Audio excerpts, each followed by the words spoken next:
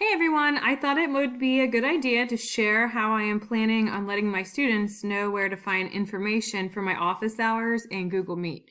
So first of all, this is in our Tech Bytes Google Classroom on the Google Meet topic, and this is all of Angela's great resources she shared with us. The first is her s'more, and then it's some information. This is a great video. I used this last week to help me understand how to use Google Meet with my students. And then I highly encourage you to watch that, to read this, and to read this. This is from Joan, instructions on using Google Meet, and also the etiquette that Mr. Eddy sent out today.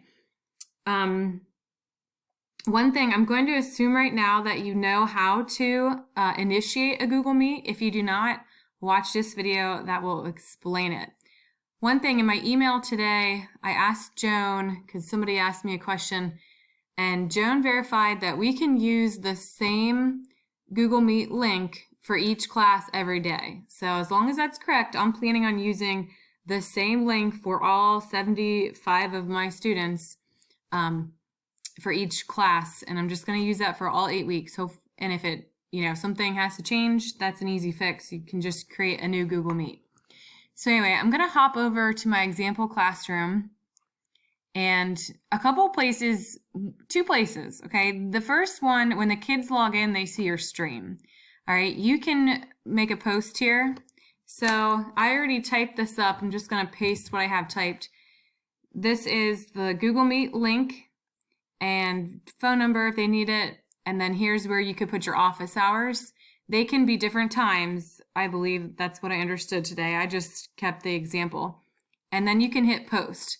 The only problem with this is as you add things into Google Classroom under classwork, this announcement will get pushed further down. There's no way that I know of to pin it to the top. You can always move it to the top to rearrange it.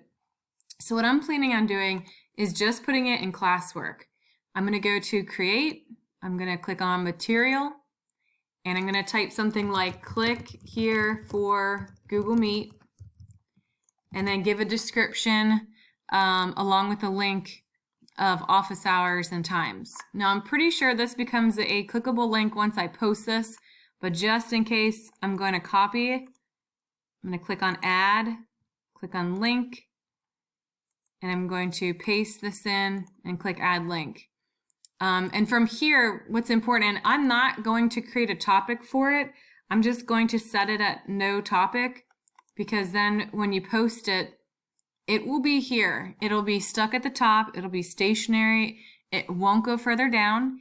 If I put it in a topic called Google Meet, then every time I add a topic, it's going to go down. I don't want that for my class. So I'm just going to stick it here and kids just click on it. Yeah, and you don't even need to add this link. You can just click on how the kids click here. So I thought that was helpful. I highly suggest looking over all of this, and if you have time, it's really not that hard to get a Google Meet going and share it with directions, your daily directions for students, and maybe actually host a Google Meet sometime this week.